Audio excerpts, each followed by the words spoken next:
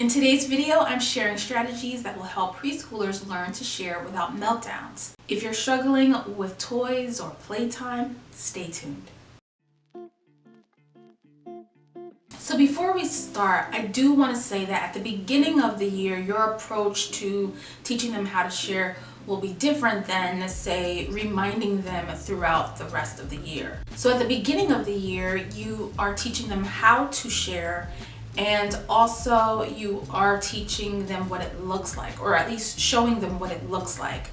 You don't want to assume that they know if you say, oh, share, or we all share in this classroom, that they understand what you are talking about. And even in the middle of the year, they may still not have a clear understanding of what it is or what it means. They really probably don't know why they should share. They probably think that they won't get the item back, or they like the item so much that they just don't want to part with it. So when you're talking to them, you are basically telling them that it's a way to be kind, a way to have fun together, and also a way to make friends. I do have a video on teaching kindness in the preschool classroom, so if you want to, I'll put it in the cards for you so that you can take a look at that one after you look at this video. So with all that being said, let's go into the first strategy for teaching sharing. So one thing that I do want to say before I get into the rest of the strategies, I do want to start with this first one that I think could change, especially maybe at the beginning of the year, could help with moving this particular skill along. And this has worked in my classroom, and I decided that I wasn't going to actually use the word sharing in my classroom anymore. I was going to use the term taking turns. I just found that they were able to understand that more and grasp that concept a little bit quicker. Because when you think about it, they play games all the time, or you facilitate games all the time where they have to take turns. They are, going out on the playground structures and they have to take turns going down the slide or using whatever materials are there on the playground. So what I started using when I realized that, I just started using taking turns all the time. So that may help if you are wondering how to go about teaching this. You can just talk about and discuss. Remember, you do want to show them what it looks like, which leads into the next strategy. But I did want to get this one out first because I think that it could be a game changer in your classroom and like I said, move this skill along, because they are throughout the day waiting their turn to do something or have something. So when you use that with playtime or with toys, I think that they will understand it a little more. So let's go into strategy 2 for teaching sharing in preschool. And that strategy is to model. Of course it's to model. You want to show them what it looks like to share or take turns, whichever phrase you use. They need to see it. They need to see what it looks like.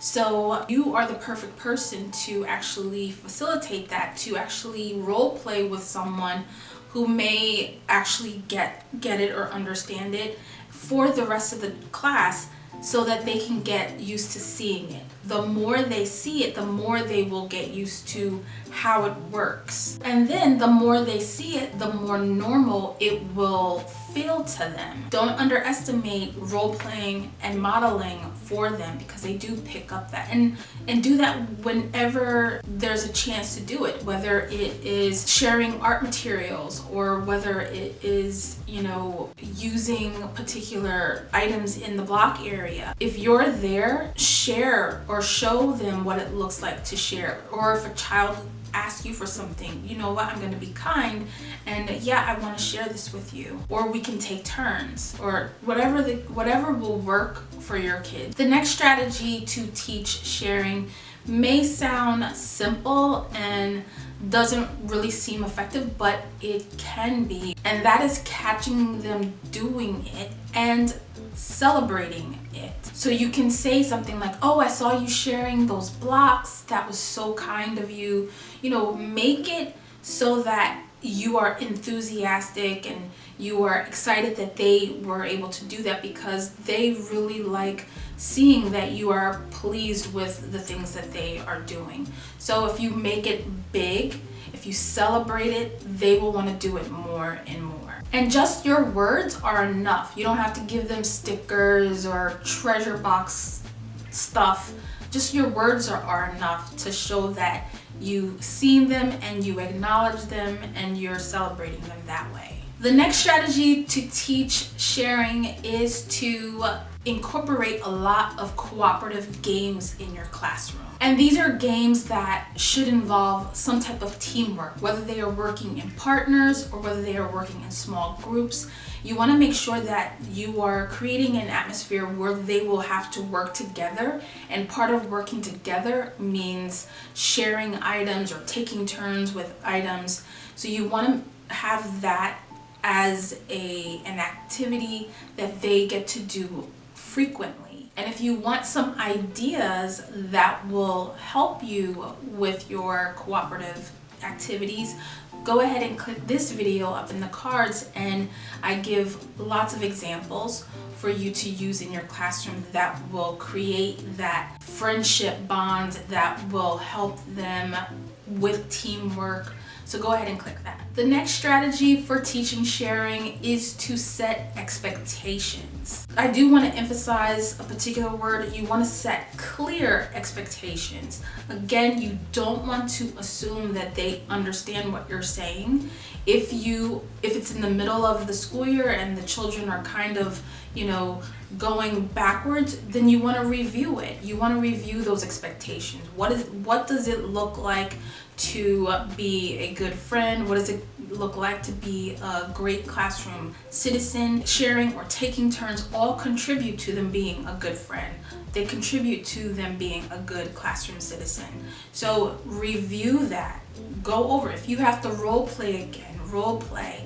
If you have to model it still, go ahead and do that. You probably will be getting children throughout the school year, not just at the beginning of the year, so you're going to have to review that stuff anyway. So it's just a good rule of thumb just to refresh, and so they understand that these things don't just happen at the beginning of the year, but it's all throughout the school year, so that the classroom and the children all get a chance so the classroom runs smoothly and the children get a chance to use materials they would like to engage with. The next strategy for teaching sharing is using timers. So say if two kids want the same item, you can use a visual countdown like a sand timer to let them know when their time is done with that item, so that the next person can get a chance to play with it as well. And this kind of go hand in hand with the first strategy that I gave you, which was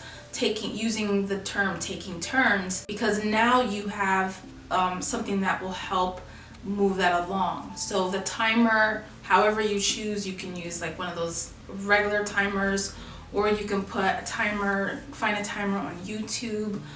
Just let them know that when it gets to all zeros that their time is up with that material. This helps. It gives them a visual cue, and they can kind of gauge how much time that they have left to play with that item. I found it very useful, especially with the younger ones that have something like a sand tire. With the older children, I actually had like a regular egg timer, and they knew that once the buzzer went off that it was time to give that item to the other child. The next strategy is more like a bonus, and this is to talk about or teach about trading. So where one child can give an item to the child who is going to give up the item that the other child wants. Then they can just trade the items. They can switch the items if the other child wants it. Like, I wouldn't force it on it, but in some cases this may work because they will see that they sometimes they can get an item in return for sharing the item that the other child wanted. So it's just something, if you want to try that, go ahead and try that.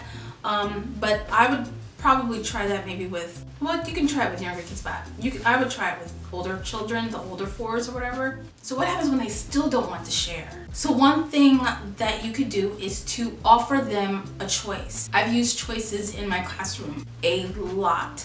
And just the idea of giving them a choice makes them feel like they have some control of the situation. So maybe you can say something like, do you want to share now? Or we can set a timer, and when the timer goes off, then you will share it then. So choice is a really good way to go when you are in that kind of a bind. Another idea would be to get their mind off of it. So this worked for me when I worked with younger students, with younger children, like the 3s and the 2.5-year-olds. This worked well with them. And this is just basically redirecting them to another toy or another activity. But here's the thing, you have to make it a big deal. You have to make it exciting and make it seem so much more fun than the item that they are giving up.